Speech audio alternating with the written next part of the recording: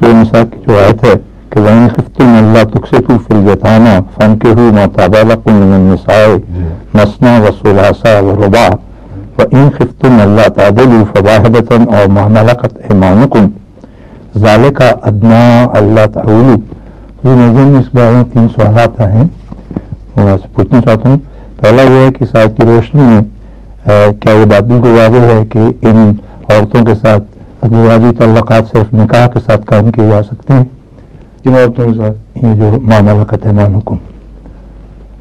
وہ پڑھنا پڑے آپ. فَإِنْ خِفْتُمْ أَلَّا تُقْسِطُوا فِي الْيَتَامَىٰ، ٹھیک ہے، فَانكِحُوا مَا طَابَ لَكُم مِّنَ النِّسَاءِ مَثْنَىٰ وَثُلَاثَ وَرُبَاعَ. بالکل. وَإِنْ خِفْتُمْ أَلَّا تَعْدِلُوا فَوَاحِدَةً أَوْ مَا مَلَكَتْ أَيْمَانُكُمْ ذَلِكَ أَدْنَىٰ أَلَّا. یہ جو بحث ہے لونڈیوں سے ازدواجی تعلقات، یہ آپ کو ضرورت کیا پیش آئی اب چھیڑنے کی؟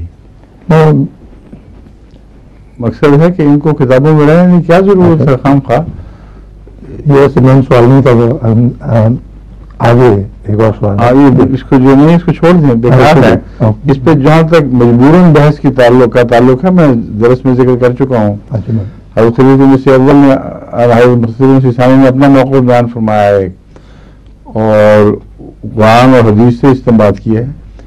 بہت سے دیگر علماء ہیں، ان کا ایک اور موقف ہے. اور ضروری نہیں کہ ایسے باریک معاملات میں سب موقف یکساں ہوں، مگر اب تو یہ محض ایک علمی بحث ہے.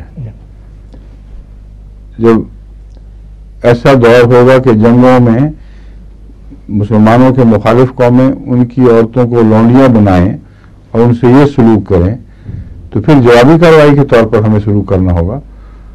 ورنہ اگر ہم نے اس کے بغیر ان کی عورتوں سے یہ سلوک کیا تو یہ دعوت دیں گے کہ اچھا اب تو مسلمان قیدیوں سے بھی یہی سلوک کرو. اس لیے یہ مشروط چیزیں ہوا کرتی ہیں، ان کے اندر ایک اندرونی لاجک ہے. سمجھیے. اگلا سوال کیا ہے؟